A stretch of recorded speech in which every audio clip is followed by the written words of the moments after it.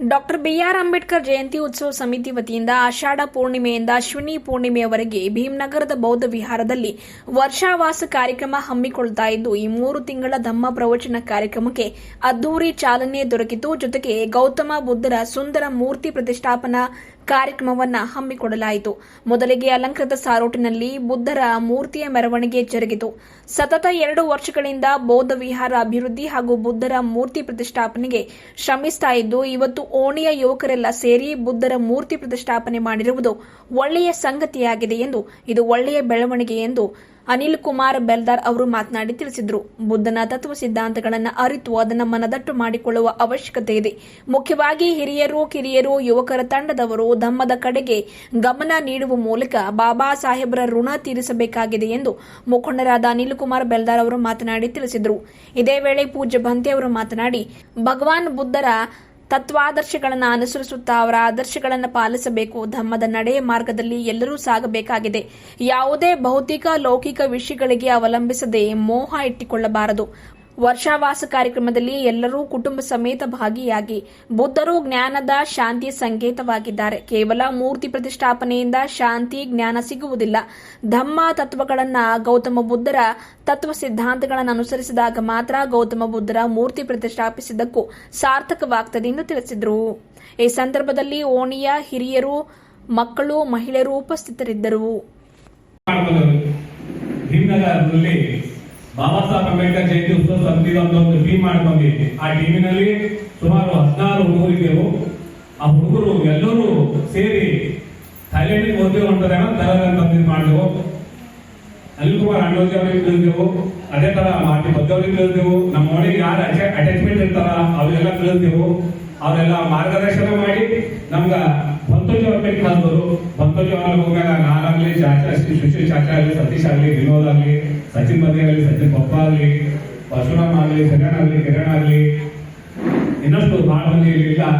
ಅವ್ರು ಕೂಡ ಎಲ್ಲರೂ ಸೇರಿ ಒಮ್ಮೆ 3 ಸಲ ಒಂದಿಗೆ ಹೋಗಿ ಇದು ಮಾಡಿದಾಗ ಆಯ್ತಪ್ಪ ಮತ್ತೆ ಇಷ್ಟ ಮಾಡಿಸ್ಕೊಡ್ತೀವಿ ಅಂತಂದು ಅವ್ರು ಕೂಡ ನಮ್ಗ ಬಹಳ ಒಳ್ಳೆಯಿಂದ ಗೈಡೆನ್ಸ್ ಮಾಡ್ಯಾರ.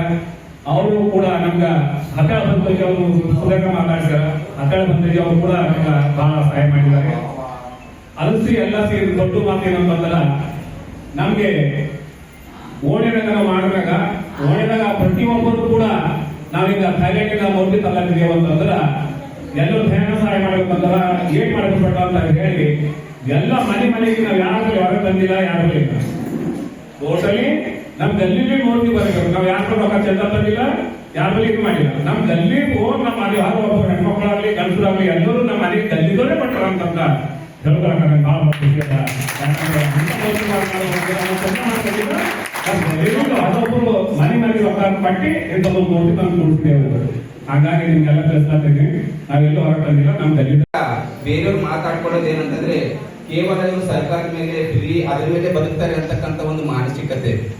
ಇಲ್ಲ ಅಂದ್ರೆ ಇವ್ರು ಯಾವ್ದಾದ್ರು ಕಾರ್ಯಕ್ರಮ ಮಾಡ್ಬೇಕಾಗಿದ್ರೆ ಯಾರನ್ನ ಲೀಡರ್ ಹಿಡ್ಕೊಳ್ತಾರೆ, ಅವ್ರನ್ನ ಕೇಳ್ತಾರೆ, ಇವ್ರು ಏನು ಮಾಡಕ್ಕಂತಕ್ಕಂಥ ಒಂದು ಲೇಬಲ್ ಇದೆ. ಅದನ್ನ ನೀವು ಸುಳ್ಳು ಮಾಡಿದ್ರಿ. ಇದಕ್ಕಾಗಿ ನನಗೆ ತುಂಬಾ ಸಂತೋಷವಾಗಿದೆ.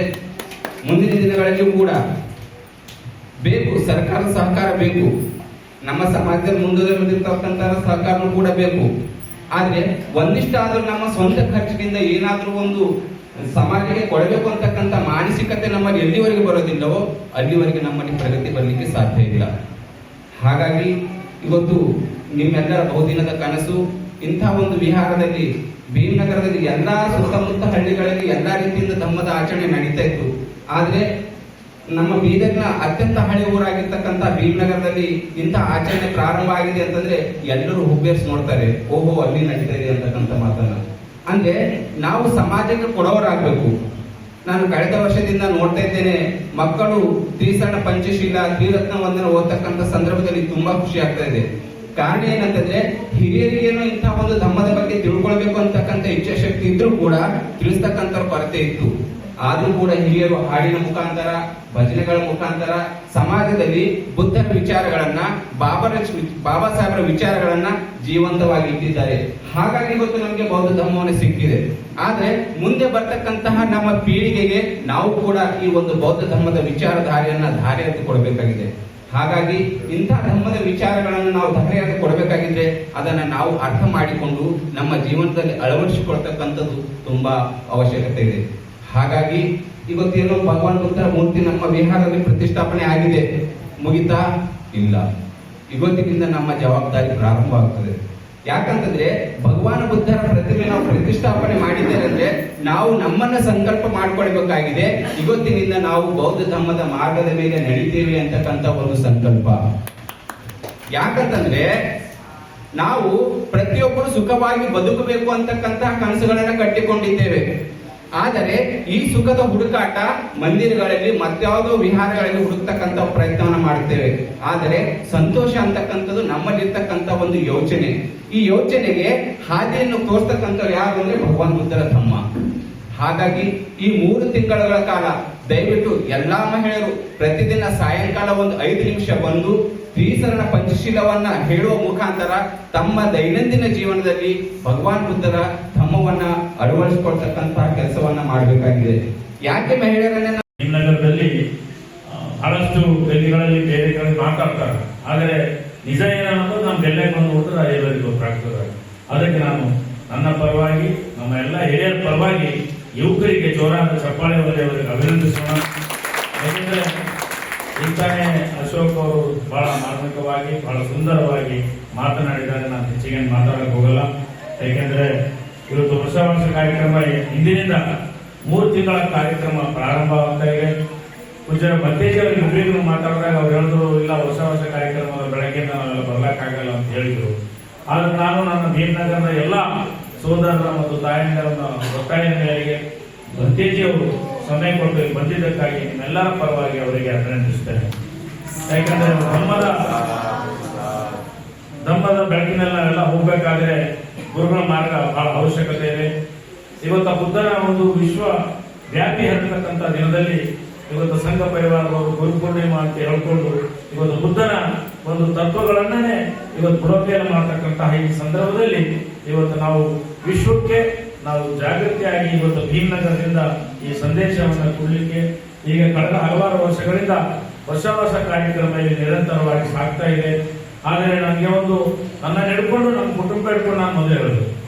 ಯಾಕಂದ್ರೆ ಮಂದಿಗಳೇನಪ್ಪ ನಮ್ಮ ಕುಟುಂಬದಲ್ಲಿ ನಾವು ಹೇಳೋದು, ಆವಾಗ ಬೇರೆ ಗಳಕ್ಕಾಗ್ತದ. ನಾನು ಇಲ್ಲೇನು ನೀವು ಯುವಕರ ತಂಡ ಇದೆ, ಫಸ್ಟ್ ನೀವು 15-16 ಮಂದಿಯ ತಂಡ ಇದೆ. ನಿಮ್ಮ ಈ 3 ತಿಂಗಳು ಎಲ್ಲ ನಿಮ್ಮ ಮೊದಲ ಆರ್ಥಿಕ ಸ್ಥಿತಿ ಆಗಬೇಕು, ಮನೆಗ ಮಕ್ಕಳು ವಿದ್ಯಾಭ್ಯಾಸ ಕಡೆ ಗಮನ ಕೊಡ್ಬೇಕು, ಆಮೇಲೆ ನೀವು ಸಾಯಂಕಾಲ ಧಮ್ಮದ ಕಡೆ ಗಮನ ಕೊಡ್ಬೇಕು. ಇದು ಬಾಬಾ ಸಾಹೇಬರ ಋಣವನ್ನು ನಾವು ತೀರಿಸಬೇಕಾಗಿದೆ. ಬಾಬಾ ಸಾಹೇಬರು ನಮಗೆ ಧಮ್ಮ ಕೊಟ್ಟಿದ್ದಾರೆ. ಹಾಗಾಗಿ ನೀವೇನು ಧರ್ಮದ ಈ ಸಂಘ ಇದೆ, ಇವತ್ತು ನಮ್ಮ ಹೆಸರಲ್ಲಿ ಅಭಿಮಾನಿ ಬಳಗ ಮಾಡಿದೆ, ಇವತ್ತು ಮತ್ತೊಂದು ಸಂಘ ಮಾಡಿದೆ. ನೀವೆಲ್ಲ ಪದಾಧಿಕಾರಿಗಳಾಗಿದ್ದೀರಿ. ಎಲ್ಲರೂ ಒಟ್ಟು ಮೊದಲು 15 ಜನ ನಿಮ್ಮ ಕುಟುಂಬದವರಿಗೆ ನಿಮ್ಮ ಮಕ್ಕಳಿಗೆ ಹೋಗ್ತಾರೆ. ನಿಮಗೆ ನೋಡಿದ್ರೆ ಬಾಜಾರ್ ಬರ್ತಾರೆ. ಯಾಕಂದ್ರೆ ನೀವೇ ಬಂದಿಲ್ಲ ಅಂದ್ರೆ ಬೇರೆ ನಿಮ್ಗೆ ಬರ್ತಾರೆ. ಸೊ ಹೀಗಾಗಿ ಇವತ್ತು ಇಲ್ಲಿ ಭಗವಾನ್ ಬುದ್ಧನ ಮೂರ್ತಿಯನ್ನು ಪ್ರತಿಷ್ಠಾಪನೆ ಮಾಡಿದ್ದಕ್ಕಾಗಿ ಈ ಜವಾಬ್ದಾರಿ ಹೆಚ್ಚಿಗಿದೆ. ಇಲ್ಲಿ ಬಂದ ಸಂದರ್ಭದಲ್ಲಿ ನಮ್ಮ ಶೀಲವನ್ನ ಬಹಳ ಕಾಪಾಡ್ಕೊಂಡು ಬರಬೇಕಾಗುತ್ತೆ. ನೀವು ಬರೋ ಹೊತ್ತಿನಾಗ ಹೆಂಗೆ ಬಾಜಿ ಮಸ್ಜಿದ್ ಕೂಡ ನೋಡ್ತೀನಿ ನಾನು. ಅವ ಹೋಗ್ಲತ್ತ ಅಂದ್ರೆ ಪೈಲೆ ಕಾಲು ತೊಳ್ಕೊಂಡು ಮೈ ತೊಳ್ಕೊಂಡು ಕೈ ತೊಳ್ಕೊಂಡು ಹೋಗ್ತಾನ ಅವಾಗ. ಹಾಗೆ ನಮ್ಮಲ್ಲಿ ಆ ಶಿಸ್ತು ಬರ್ಬೇಕದು. ನಾವಿಲ್ಲಂತಿಲ್ಲ ಇವತ್ತೆಲ್ಲ ಶಿಸ್ತು ಬಹಳ ಬಂದಿದೆ, ಮಕ್ಕಳು ಜಾಗೃತಿ ಆಗಿದೆ.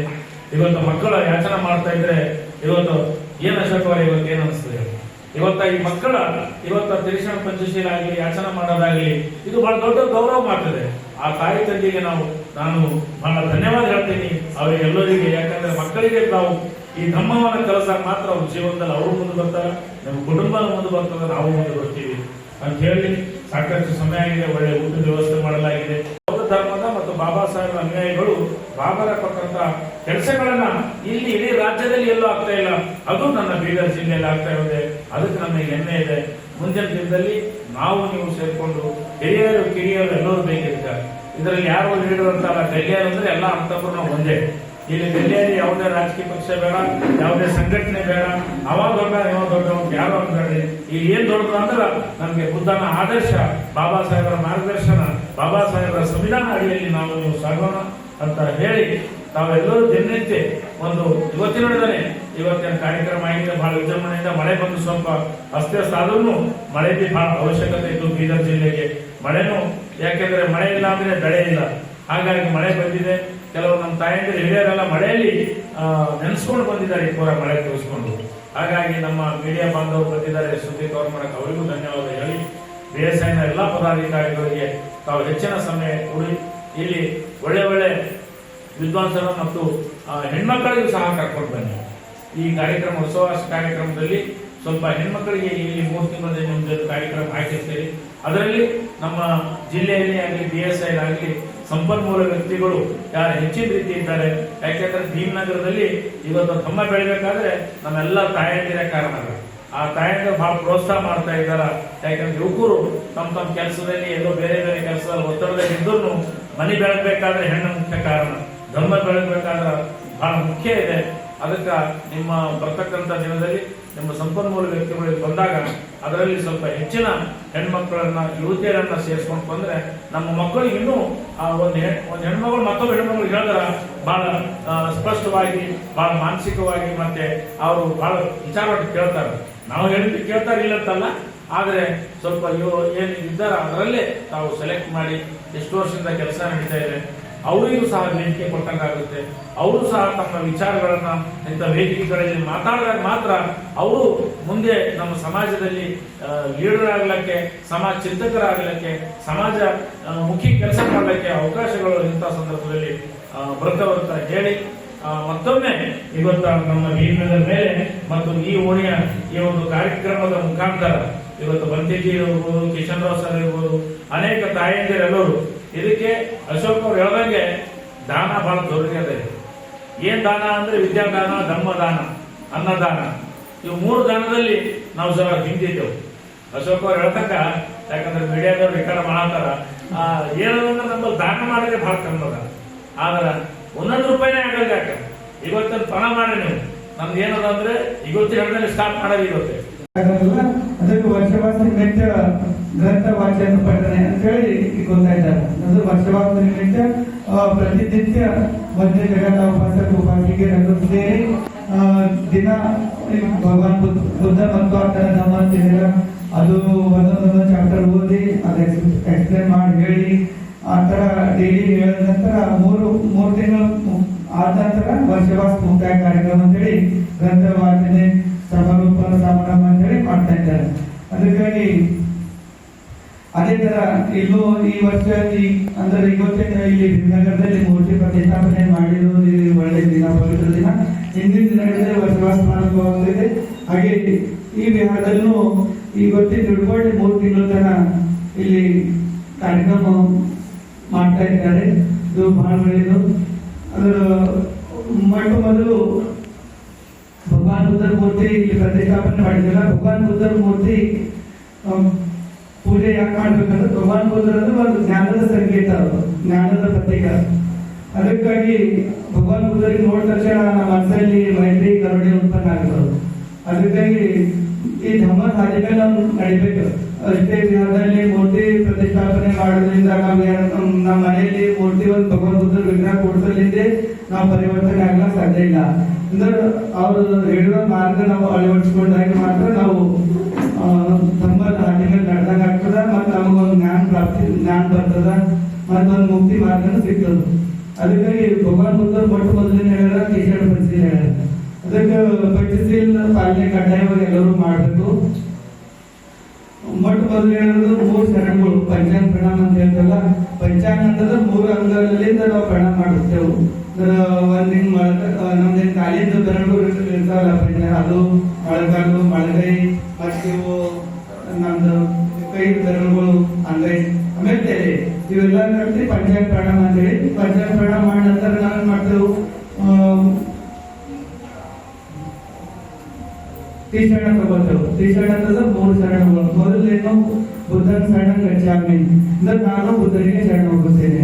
ಬುದ್ಧ ಅಂತಂದ್ರೆ ಯಾರು ಮುಕ್ತಿ ಮಾರ್ಗವನ್ನು ಸ್ವ ಪ್ರಯತ್ನದಿಂದ ಯಾರು ಕಂಡಿರ್ತಾರ ಅಂತ ಅರ್ಹಂತ ಸಮ್ಯಕ್ ಬುದ್ಧರಿಗೆ ನಾವು ಪ್ರಣಾಮ ಮಾಡ್ತೇವೆ ಹೇಳಿ. ಧಮ್ಮ ಶರಣ ಗಚ್ಚಾಮಿ. ಧಮ್ಮ ಅಂತಂದ್ರೆ ಅವ್ರೇನು ಬೋಧಿಸಿದಾರಲ್ಲ, ಅವ್ರೇನು ಹೇಳಲ್ಲ ಮಾರ್ಗ. ಅದೇ ಇವತ್ತಿನ ದಿವಸ ಪಂಚವರ್ಗೀಯ ಭಿಕ್ಕುಗಳಿಗೆ ಧಮ್ಮ ಕೊಟ್ಟಿರಲ್ಲ, ಪ್ರಥಮ ಧಮ್ಮೋಪದೇಶ ಅದು ಅಂತ ಧಮ್ಮ. ಪಂಚೀಲು ಅನೇಕ ಘಾಟಗಳು, ಸೂತ್ರಗಳು, ಧರ್ಮಚಕ್ರ, ಭಗವಂತನ ಸೂತ್ರ ಹಿಡಿದರು ಭಗವಂತ. ಅದರಲ್ಲಿ ನಾವು ಮುಕ್ತಿ ಯಾವ ತರ ನಾವು ಪಡ್ಕೋಬಹುದು ಅಂತ ಹೇಳಿ ಹೇಳ್ಬೋದು. ಅಂತ ಧರ್ಮಕ್ಕೆ ಸರ್ವಶ್ರೇಷ್ಠ ಧರ್ಮಕ್ಕೆ ಶರಣ ಮುಕ್ತಿದೆ ಅಂತ ಹೇಳಿ